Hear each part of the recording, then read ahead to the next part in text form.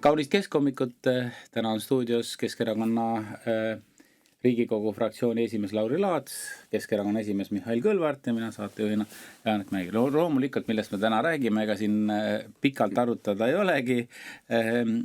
Sotsiaaldemokraate enam valitsuses ei ole, president on nad sealt vabastanud. Mihhail, mis siis Eestist edasi saab? No vabastas ikkagi Kristen Michal ja võib-olla see ongi see peamine küsimus, et kui palju seda võimu ühel erakonnal võiks olla. Sest täna me peame tunnistama, et tegelikult Eestis on ühe erakonna võim. Ja see oleks tegelikult normaalne, kui selleks oleks ka mandaat.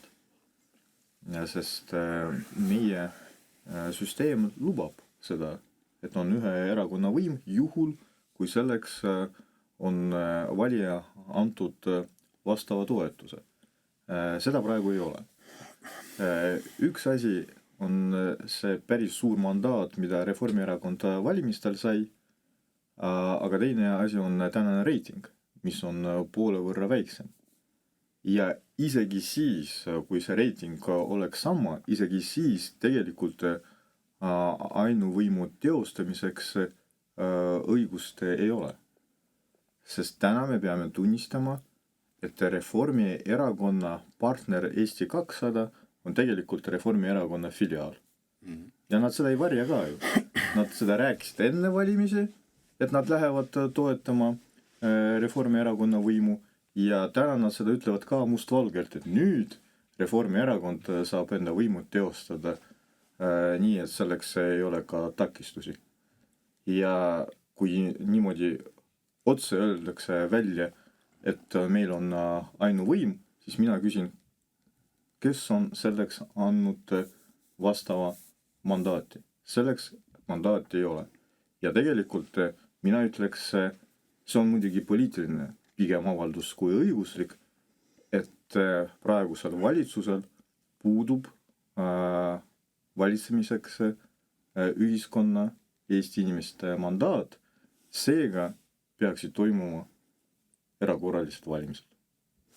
Lauri, aga sellisel juhul, kui tulevad erakorralised valimised, sa jääd ju tööst ilma, et mis siis edasi saab, et paljud Riigikogu liikmed ju tegelikult muretsevad ja ma arvan, et Keskerakonnas ei ole asi null, et kohti tuleks juurde, aga Reformierakonnas jääksid pooled tööta. Tead, ma arvan, mitte ainult Riigikogu liikmed muretsevad, kas nad jäävad töötuks, mitte vaid terve ühiskond muretseb nende pärast, kui nad jäävad töötuks, on ju. Aga tegelikult sest nad liituvad ühiskondaga ja mida nendega teha. Aga kui ka vaadata seda õiguslikku aspekti, siis Jüri Adams kirjutas ju arvamusloo, kus ta ju tõi välja, et tegelikult see käitumine ja see muster, mis on tegelikult, see ei ole esimest korda, see on nagu déjà vu, mis on praegu toimunud. Et see käitumismuster ei vasta tegelikult parlamentaarse riigi õigusruumile. Ja see kindlasti ei vasta Eesti Vabariigi põhiseadusele, et tema siis väidete kohaselt tegelikult peaks praegu peaminister tagasi astuma, kuna ta ju tegi praegu siis valitsuse muudatuse sotside väljaviskamisega. Ta peaks minema siis presidendi juurde, paluma uut volitust, panema kokku valitsuse ja siis tulema uuesti Riigikogu ette ja Riigikogu peaks ära kinnitama selle valitsuse nii nagu kord ja kohus. Ehk siis siin on ka tegelikult õiguslik aspekt ka veel juures, lisaks kõigile muule, on ju. Aga nüüd, kui vaadata need erakorralisi valimisi, siis tõesti, ma arvan, et me oleme päris pikalt olnud tupikus. Me näeme, et tegelikult Eesti ei arene, need otsused, mis tehakse, ei ole tulnud Eestile ega Eesti inimestele kasuks. Ja vaheetapis 3 aastat on need kõike ju otsused tehtud veel sotside kätega. Ja olla siis Riigikogus me pidevalt ju sellest rääkisime ja tuletasime nendele meelde, et kuulge sõbrad sotsid, et mida te teete? Te olete oma ideoloogia juba ammu maha müünud Reformierakonnale ja kõik need otsused tegelikult lähevad otseselt vastuollu teie ideoloogiaga. Me räägime kõikidest erinevatest maksutõusudest, mis tegelikult otseselt on mõjutanud inimeste toimetulekud ja kui nüüd meelde tuletada nende siis sloganid, toimetulek on julgeolek, ja me näeme selgelt, et meil on toimetulekuga probleeme, meil on julgeolekuga probleeme ja inimeste kaitsetahe selle valitsuse ajal on tunduvalt nagu langenud. Nii et ja mitte midagi head see valitsus ei ole teinud ja ma ütlen ka juba ette ja mitte midagi head tulevikus ei tee.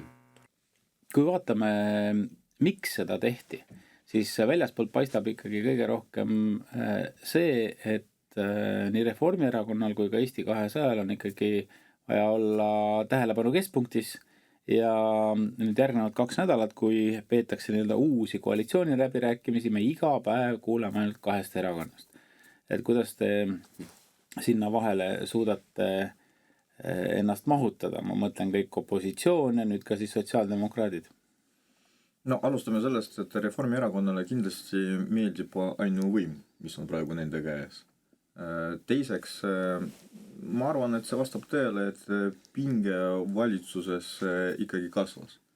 Et Reformierakonnale ei meeldinud see, et sotsiaaldemokraadid laua taga leppisid midagi kokku ja siis pärast meediale rääkisid hoopis teist juttu, et kuidas nad ei ole nagu rahul ühe või teise asjaga. Noh, loomulikult partneritele see ei meeldi, kui sul on siis koalitsioonis erakond, kes regulaarselt mängib opositsiooni.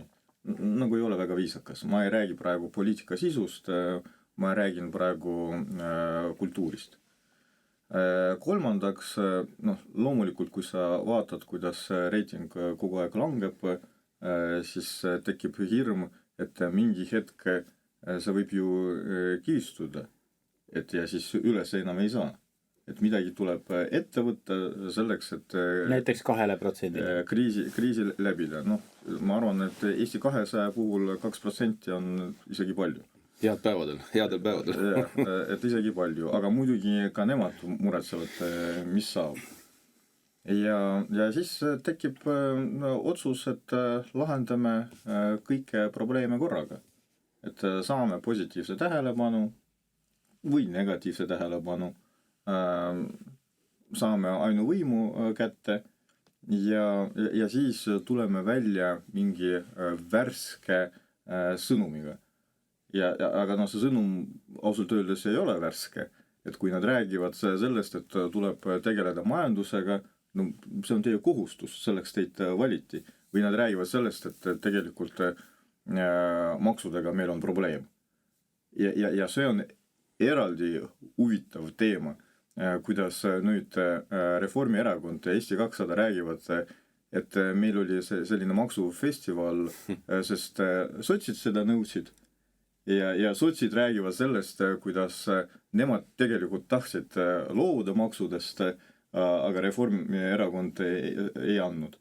Ja võib-olla eriti naljakas on see ettevõtete tulumaks. Ma ju mäletan täpselt, kuidas sotsid seda nõusid.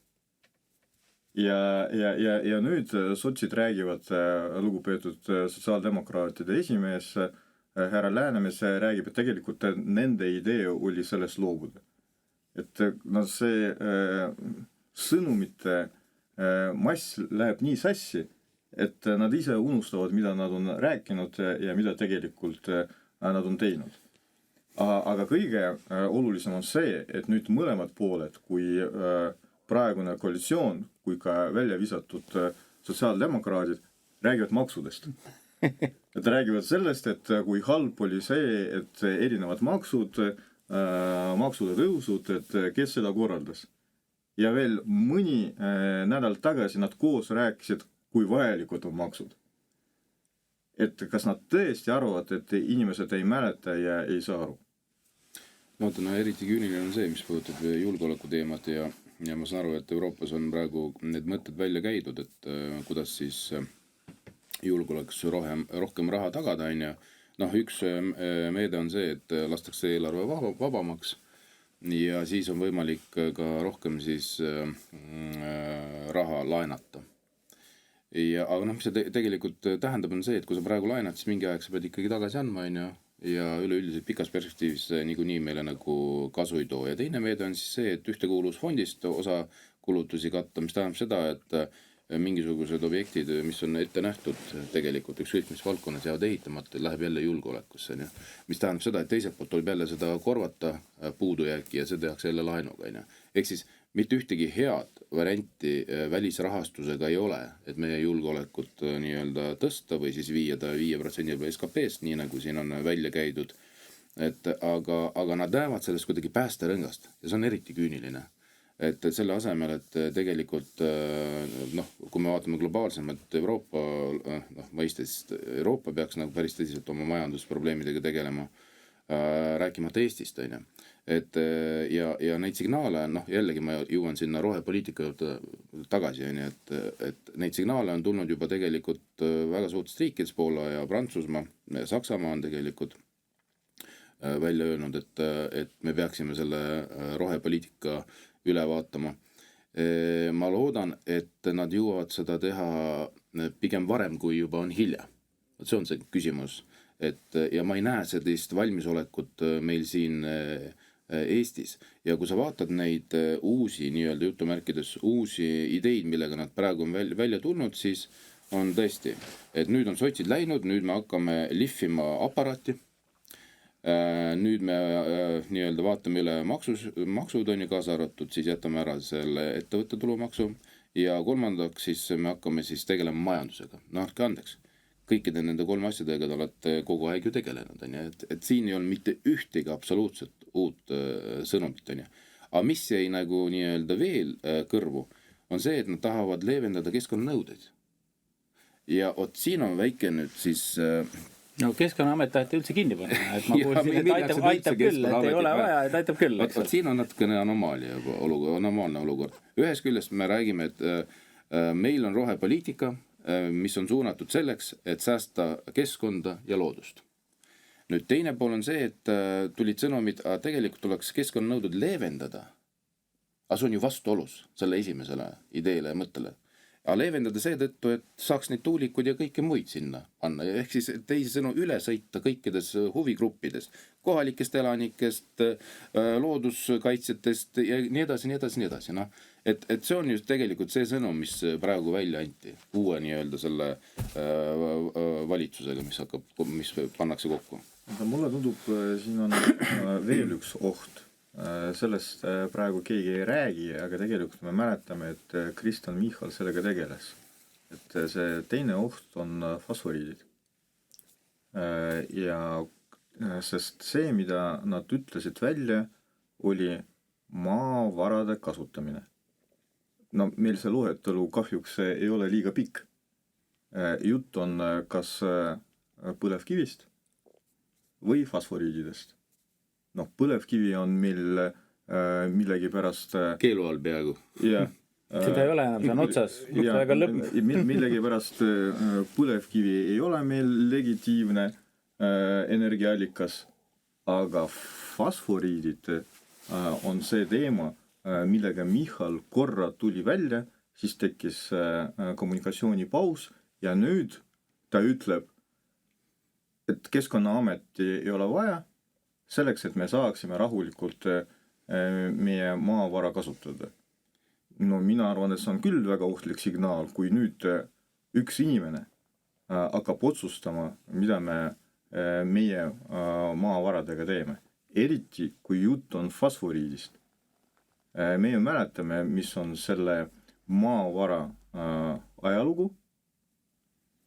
Ja ka me teame, et tegelikult, kui me räägime keskkonnast, siis see ongi kõige ohtlikum viis, kuidas maavara kasutada. Ja tuleb välja, et selleks, et meeldida Brüsselile, me käivitame ideoloogilist rohepoliitikat. Aga meie loodus, meie keskkond ei ole praegusele valitsusele, eriti Reformierakonnale, mingi väärtus. Ja kuidas see asi hakkab arenema, ma arvan, et nüüd me peame seda väga kontsentreeritud jälgima, sest see oht on päris suur. Tead, aga selle asja juures on ju see, et kui tuletada meelde Margus Tsahkna väljaütlemisi, fosforiit on juba Ameerikast maa müüdud ju. Mäletad seda, sulle meeldib ikka väike kalambuur alati, aga olgu. Aga mäletad seda tema seisukohta, kus Trump, kui hakkas tegelema Ukraina kriitiliste mineraalidega, maavaradega, siis täpselt samal päeval või päev hiljem Margus Tsahkna tuli sõnumiga välja, et tegelikult me peaksime ka oma maavarasi pakkuma USA-le. Et see oli täiesti nagu kuskilt taevas kukkunud no meil on peamiselt mets, et meil ega meil midagi muud ei ole, et need natukene seal fosforiiti ja põlevkivi ka. Aga see ongi, et nii vähe, kui seda fosforiidi on, ega Mihhailil on õigus, on ju. Et ju siis need plaanid ja mõtted on ju tegelikult juba ammu olemas ja tõesti nüüd soovitakse hakata realiseerima neid. Aga noh, mis see tähendab realiseerimine on see, et tegelikult sa ju lähed juba vastuollu selle ideoloogia, mida sa igapäevaselt viljeled ja neid kaotusi, mida sisse võetakse läbi roheinvesteeringute. Noh, tuletan meelde see 2,6 miljardit, mis taheti tegelikult lihtsalt ära anda ja samas me teame, et meil õpetajatele ei jagunud seal kuskil palgatõusuks 7 või 10 miljonit ja siis selle jaoks ei leitud raha, aga 2,6 miljardit ära anda meretuulikutele, no siin ei olnud küsimus. 3 tarka erakonna juhti said kokku, sots, Eesti 200 ja Reformierakond ütlesid, noh, teeme ära, on ju. Aga siis, kui asi läks nii-öelda kella otsa, ühiskond hakkas tegelikult vastu sellele ja siin on tegelikult opositsiooni võit olnud märkimisväärne selles osas. Kui me ei oleks sellega tegelenud, kui ühiskond ei oleks sellest teemast aru saanud sellisel viisil, nagu meie saime seal Riigikogus aru, siis tegelikult praegu oleks see 2,6 miljardit juba kuskil otsus ära tehtud. Ja sa mäletad, kuidas sotsid hakkasid ka kliimaministrit kritiseerima selle energeetikapoliitika eest, aga pärast tuli välja, et meretuulikud oli sotside idee. Ja mitte ainult sotside idee, vaid ka sotside lobby. Nemad nõusid, et tuulikud oleksid ehitatud just meres. Samas on ju nagu valik teoreetiliselt. Ja rääkimata sellest, et nii palju tuulikuid meile vaja ka ei ole. Aga väga konkreetselt sotside idee ja veel ükskord mitte ainult idee, vaid just nõue oli meretuulikud. No minu arvates need tuulikud on väga koledad ja õudsed ja kui nendel oleks mingeid alternatiive, siis ma neid igal juhul eelistaks. Põlevkivi. Jah, näiteks, aga arme seda... Ja me ei räägi seda, ma täpsustasin veel nii palju ainult, et ühe lausega, et see ei ole nii, et me oleme lihtsalt selle vastu, et nad on koledad. No, olgu. Ja koledad on nad ka muidu. Vaid küsimus on selles, kui suur on see vajalik maht. Ja kui see maht on selline, nagu meile pakutakse, siis selle taga on huvi ja see ei ole tarbija huvi. See on arendajate huvi. Selles ongi asi. Absoluutselt. Sellega ma olen nõus. Aga nüüd me läheme tagasi sinna, kus me alustasime. Ja minul mehed teile mõlemale üks ja lihtne küsimus. Et kas Eesti ametkonda, mis on ja riigipalgalisi inimesi tuleb kärpida, no see on number on umbes 137 000 kõik kokku ja kui tuleb, siis kus kohast ja mida teie teeksite, sest noh, see 5% võrraline kaotus, ma arvan, paljudele inimestele tähendab töökoha kaotust, noh kui me mõtleme, siis küsimus peaks olema siis 10 000 inimestes, see ei ole nagu 3 või tahavad nad vähendada ainult siis seda otseselt riigisektorit, aga no ikkagi. Tead, vaata, noh, mina tulin ju erasektorist poliitikasse ja sellisem tõsisem esimene töökoht oli Mustamäe linnaosa valitsus. Ja linnaosa vanemana ma töötasin 2 korral, nii 2009 kui siis 2017 ja mõlemal korral mul tegelikult õnnestus vähendada koosseise. Ja ma mäletan, et kui nüüd mälu ei peta, siis viimast korda linnaosas, ma mõtlen peamajas oli kuskil üle 60 töötaja ja kui ma lahkusin, oli äkki kuskil 44. Noh, protsentuaalselt see tähendab üle 20%. Ja iseenesest mitte midagi juhtunud, et täpselt samamoodi need funktsioonid, mis olid linnaosal, täpselt samade funktsioonidega ja jätkati. Lihtsalt suutsime teha seda siis efektiivsemaks. Ja ma ütlen, et ja ma arvan iseenesest, seda on võimalik teha igas asutuses. Peaasi, et oleks eesmärk ja peaasi, et oleks arusaadav, kuhu liigutakse ja mis on nagu nii-öelda tulemus. On ju. Tänapäeval on võimalik veel võtta abiks tehnoloogia. ja ma arvan, et mida targemaks me teeme oma süsteemid, seda hõlpsamaks me saame teha ka töö, inimeste töö ja tõsta nende efektiivsust. Ehk siis tegelikult see on kõik võimalik. Nüüd on küsimus, et riigi tasandil on sellest räägitud pidevalt. Ja kuhugi ei ole jõutud. Ja mitte kuhugi ei ole jõutud ja tegelikult kui vaadata praegust olukorda, siis ametnikke on veelgi juurde tulnud ja ka vastavalt siis rahaeraldised on suunatud palgafondi. Kõik need 5 aastat on tegelikult sellest räägitud ja kuskil ei ole jõutud. Mis tuleb arvesse võtta ja mis on tõsi, on tegelikult kõik need nõuded, mis on tulnud Brüsseli poolt, mida me peame rakendama Eestis. Ja see on kõik väga suuresti aruandlus, mida tahetakse pressida nii avaliku sektorile kui ka erasektorile. Et see võib tõesti tõsta ametnike arvu või siis töötajate arvu erasektoris, aga ka nende puhul on tegelikult võimalik seda kõike automatiseerida. Aga teine pool, mis on minu arust veelgi olulisem pool, kas me peame kõiki neid direktiive ikkagi ka üle võtma sellisel viisil, nagu nad on sealt poolt meile tulevad, on ju. Ja mis on veel kõige olulisem, on see, et kui need direktiive hakatakse välja töötama, siis algetapis saadakse ka meile. Ja tihtipeale me oleme kokku puutunud sellega, et juba algetapis me ei ütle ei asjadele, kus me tegelikult peaksime nägema, et see koormab meie süsteemi. Ja see on juba teine probleem kogu selle asja juures. Mihhail, aga nüüd järgnevad 2 nädalat me näeme absoluutselt iga päev Aktuaalses Kaameras kõikides uudistes seda, et milliseid olulisi teemasid arutati koalitsiooni läbirääkimistel ja milliseid suuri muutusi Eesti enne valimisi veel näeb. Aga millised oleksid Keskerakonna ideed, kui sa peaksid istuma seal laua taga? Ma tean, et meil ei ole nii palju kohti praegu, et see oleks võimalik, teoreetiliselt, matemaatiliselt. Aga kui sa peaksid mõned ideed lauda käima, mis need oleks? No tegelikult me oleme jälginud seda mängu peale valimisi juba 2 korda. Valimised toimusid 1,5 aastat tagasi, aga koalitsiooni läbirääkimised toimusid juba 2 korda ja nüüd see on juba 3. kord 1,5 aasta jooksul. Ja sisuliselt muutusid tegelikult ei tule. Sest kus nad peaksid tulema, sest iga kord me ju näeme ühe erakonna poliitika realiseerimist. Et midagi uut nad lihtsalt ei suuda pakkuda. Seda esiteks. Kui Keskerakond täna saaks võimaluse otsustada, siis loomulikult me alustaksime suurtest asjadest. Esiteks astmeline tulumaks. Inimesed väiksema sissetulekuga maksavad riigile vähem või ei maksa üldse ja suurema sissetulekuga maksavad rohkem. Põlevkivi sektori taastamine. Ma räägin majandussektorist, mitte ainult energeetikast. Ja loomulikult tuleb loobuda automaksust ja ma arvan, et ka täna ei ole veel hilja kehtestada pangamaksu. Sellised väga konkreetsed asjad.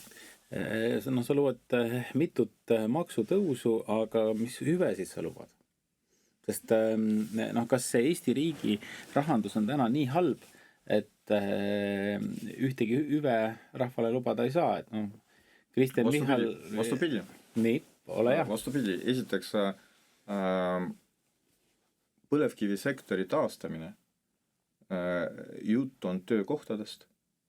Jutt on elektri hinnast tulevikus. Sinna tuleb panustada. Ja kui me räägime astmelisest tulumaksust, sest see on inimeste heaolu. Et kahjuks meil on nii, et suurem osa ühiskonnast ei saa kõrget palka. Ja pole midagi teha, et maksusüsteem ongi ümberjagamine. Aga probleem on ka selles, et kui väiksema sissetulekuga inimesed ei suuda igapäevaselt tarbida, see on ka majandusele probleem. Majandus siis langeb. Ehk siis see astmeline tulumaks ei ole ainult ühiskonna õigluse küsimus. See on ka majanduse jätkusuutlikkuse küsimus. Ja kui me räägime automaksust, siis tegelikult see on rumalus. Sellest tulebki loobuda.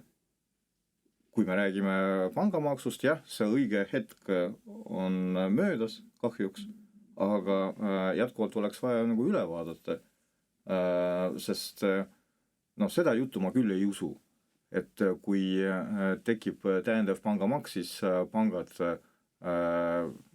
jooksevad meie turult ära. Seda ei juhtu.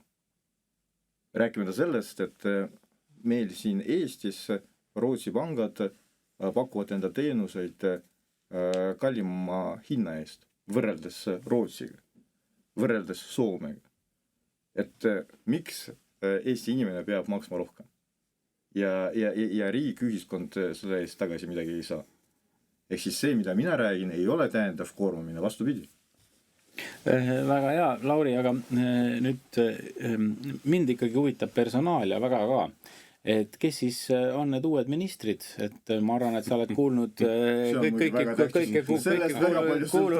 ei, ma siiski, mind siiski huvitab, et kas Riigikogus on juba nagu kõlakad käinud, et milline see uus valitsus siis olema hakkab või sest tegelikult ikkagi oli vaja ju töökohti, et mõlemale uuele koalitsioonipartnerile, uuele vanale. Jaa, see on loomulikult kõige huvitavam küsimus, et kes need järgmised ministrid on. Jah, on küll kõlakaid olnud ja on ka mõned nimed välja käidud, aga tead, me oleme näinud seda, et kui sina need välja ütled, siis nad ei saa.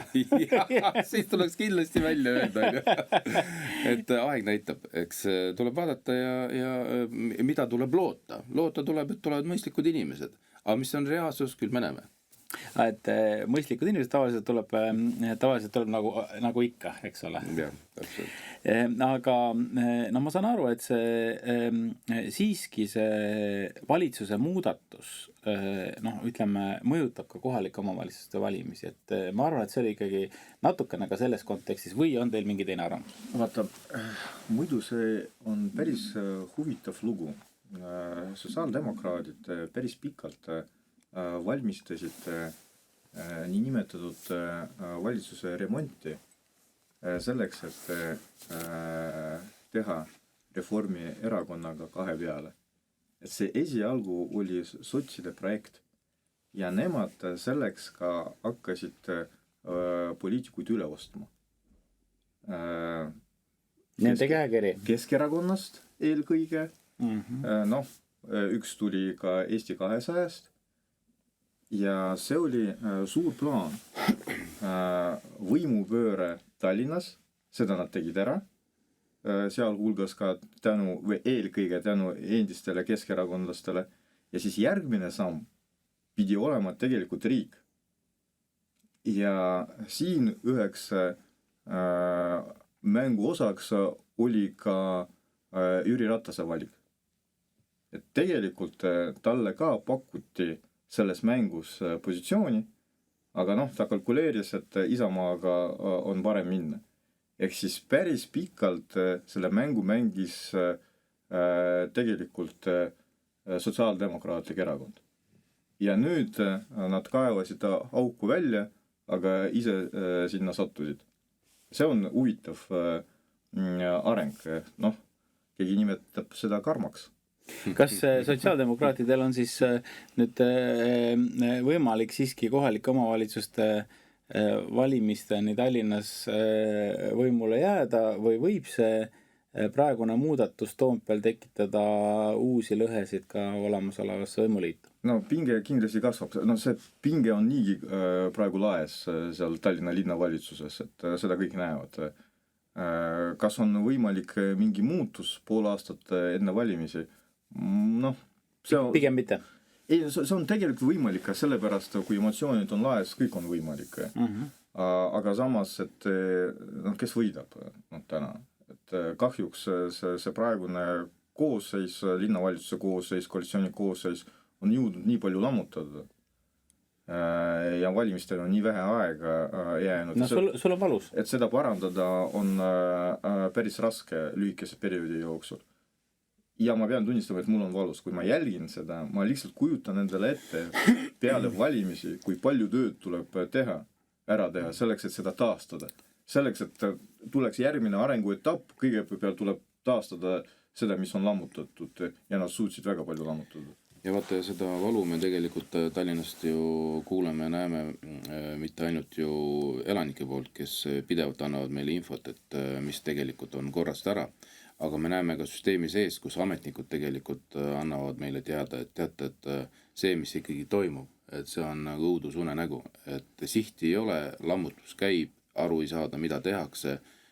Kui üks ütleb, et tuleb linnaosad kinni panna, teine ütleb, et ei ole vaja kinni panna, üks ütleb, et teenused tuleb sealt ära võtta, mida ka tehakse tegelikult. Kõige hullem, mis on praegu tehtud, mis see töö on nagu protsessis, julmalt lihtsalt lammutatakse linnaosa valitsusi ja selle kõige taastamine, no see loomulikult uuel valitsusel sügisest, kus on Keskerakond kindlasti juhtiv positsioonil, juhtiv jõud valitsuses, no võtab aega kõike seda hakata korrastama. Selles plaanis ma tuletaks meelde veel ühte asja, et kuna see ajalooline perspektiiv on päris lühike, siis saab teha huvitavaid järeldusi. Lugupeetud sotsiaaldemokraatide esimees ütles, et nende väljaviskamine koalitsioonis oli noa selga löömine. Ja siis mina tuletaks talle meelde, kuidas sotsid käitusid täpselt aastad tagasi Tallinna koalitsioonis. Jah, aga vähemalt siin praegu selle stsenaariumi puhul peab ütlema, et Michal tegi nagu puhta töö ja kuidagi ilusama kui nemad Tallinnas. Arvestades ka seda, et kuidas tegelikult volikogu valis linnapeadki, üks 3 korda seal. 3 korda, jah. 3 korda.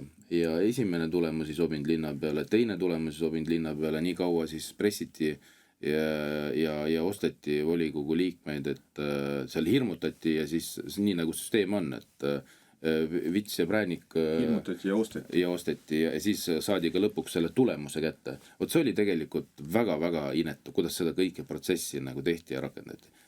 Michalile peab praegu ütlema au, et tema tegi seda tunduvalt paremini ilusam. Mulle meeldib lõpetada positiivse noodiga saadet ja mina kiidan ka peaministrit just sellepärast, et ta kohe ei visanud sotse välja, vaid ta ikkagi vaatas, kas nendega on võimalik koostööd teha, selgus, et ei ole ja jätkab siis valitsemist. See oli ka huvitav lugu. See oli ka, vaata, et 3 nädalat sotsid rääkisid sellest, et tegelikult nad soovivad jätkata koalitsioonis.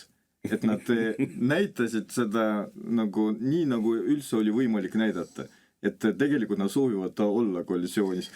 Ja kui juhtus see viimane hetk ja visati välja, siis peale seda kohe Läänemees hakkas rääkima selles, kui kohutav on see Michal. Et temaga ei saa üldse koos tööd teha ja ta on ohtlik Eesti riigile, isegi seda ta ütles välja. Igal juhul me tervitame siit Eesti Vabariigi peaminister Kristen Michalit ja ütleme, et vähemalt Tallinnas on tal võib-olla sügisel tänu sellele, et oskab viisakalt käituda, võimalus pääseda koalitsiooni. Sellega me tänase saate lõpetame. Stuudios olid Keskerakonna esimees Mihhail Kõlvart ja Keskerakonna Riigikogu fraktsiooni esimees Lauri Laats, mina saatejuhina Janek Mägi. Kuulmiseni nädala pärast.